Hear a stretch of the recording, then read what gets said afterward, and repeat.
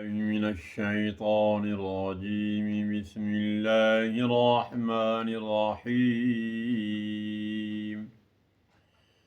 میرے محترم بھائیو، دوستو، عزیزو، بزرگو، السلام علیکم ورحمۃ اللہ وبرکاتہ۔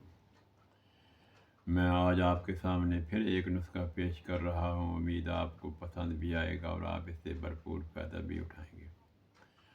عام جسمانی کمزوری کے لیے یہ انتہائی مؤثر اور مفید نسخہ ہے۔ آپ نے ایسا کرنا کہ اسگند نگوری اس کا ثبوت بنا لینا ہے۔